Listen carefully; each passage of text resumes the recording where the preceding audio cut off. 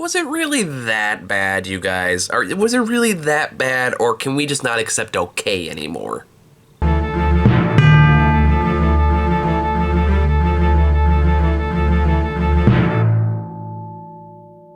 Alright, hey guys, back again with another movie that came out earlier this year that I missed in theaters. I did try to see, I just didn't have time for it, which is Argyle.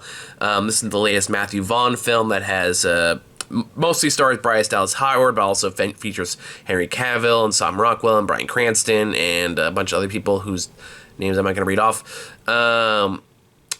Which was not very well received when it first came out. I know I got a lot of hate when it first came out, and after finally watching the movie, it does have its problems. It does have a lot of issues with it, but I really don't think it's that bad.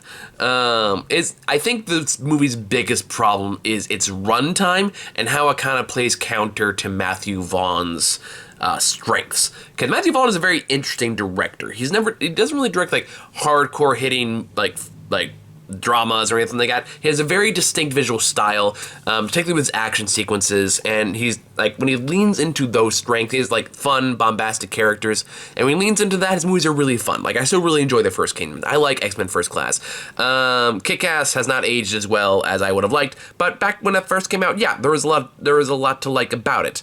It just couldn't maintain that over the course of a decade, which fair enough. This was an attempt to kind of do something different, kind of go more into the spy field. I think it's based on a book, but I don't know a lot about it.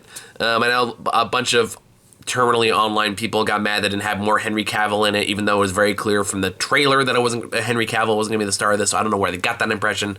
But that being said, like, Bryce Dallas Howard's good, Sam Rockwell is good, Henry Cavill, the CNCNs, he's good enough, he plays the good standard spy figure. I think the movie has the two biggest problems I feel like it has is, one, it's too long. I don't think this movie need to be 2.5 hours. I think you could have easily shaved this down to an hour and 45. You have had a much tighter movie as a result. And three problems. Two, the trailers really did hype up a twist that thankfully I had spoiled before I saw it, and I think that made it better. Because I didn't have the weight of that kind of hanging over me the entire film, but I think marketing it based on a surprise twist did the movie some disservice there. And the third issue the movie has is the world it creates isn't quite as interesting or as captivating as some stuff Matthew Vaughn's done in the past. Like the Kingsman films, just whatever you would say about the sequels, worked well in the first one, because it was kind of an interesting world of like this spy network, but also super gentlemanly, kind of like the original Avengers, not the Marvel stuff, but that's an older reference. And this world, and of course, you had like the X-Men world, or even like the Kick-Ass world had a bit more intrigue to it. This one just doesn't quite have that. Doesn't quite have that spark. So it does make the really long, more talky scenes kind of drag itself down a bit.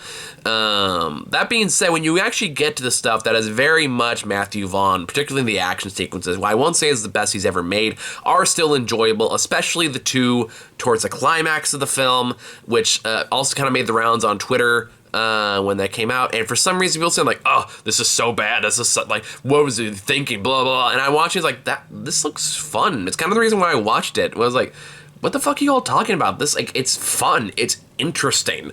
It's visually stimulating. Like, what's your fucking problem? You couldn't criticize, like, the more generic action sequences that happened earlier in the film? You picked on the one that actually had, like, personality? But I don't know. That's one of those... We're in a weird age of film criticism on the internet where it's like nothing can be just okay. It's either like really good or really bad, and there's just no room for nuance anymore. And people, like, when you're collectively told something is bad, then they'll nitpick certain visual elements, say like, oh, this is why it's bad, if it's like a blurry screenshot. And this is the case where I think, I don't know, some people just seem allergic to fun. Like, if it's not super serious, then it means it's bad or something. If it has personality or distinctive visual taste, then that also means it's bad. I don't know. That whole argument is stupid, and I'm not going to entertain it more than that because it's not worth it.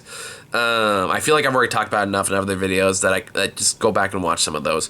But either way, it's the Argyle itself. I think, yeah, really its biggest draw is that it's just too damn long. And dialogue sequences, while Matthew Vaughn isn't bad at them, he's done, like, there's some that are very, very good. He has some where he's very good at building tension, like the Magneto scene in the bar from First Class comes to mind.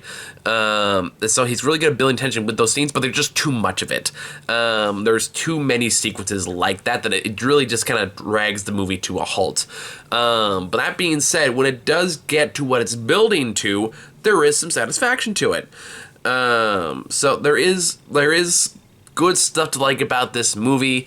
I don't know, it doesn't really justify its runtime, but I'm still glad I watched it. I like Matthew Vaughn as a creative director, and I always look forward to seeing kind of what he does, even though admittedly I didn't watch The Kingsman. But he's a good vibes director, you know? He just kind of runs off kinetic energy. And that's why a lot of his best movies work, is because he is very good at those fluid motion action sequences, like the church scene in Kingsman, or even like the oil skating scene in this movie, or the scene like the scene with all like the smoke bombs that are different colors, and how it goes off to a beat, and how it's like plays into the romantic comedy elements, which, like I mentioned before, Bryce Dallas Howard and Sam Rockwell do have good chemistry together, so those scenes are fun. So like whenever it leans into his best traits, it's a lot of fun. I think he just tried to do too much. I think he tried to take up too much time, too much effort, try to spend too much time in a world that just wasn't as engaged in some of his previous works. But that being said, there's still some fun twists and turns outside of the obvious plot twist that do keep you, like, that are engaging, and it has good people behind it. And I want more people to kind of appreciate this instead of just shitting on it for what it's not. So I don't know. Argyle is like, I don't think I'll ever watch it again. I can see myself watching some of its better action sequences on YouTube or something like that. But that being said, like, I don't regret watching it. I thought it was fine. It's a perfectly fine movie. So I think that's all I have to say about Argyle. I got like 4 other movies on my list. I'm going to hop over to those. But thank you guys so much for watching. See you all in the next one.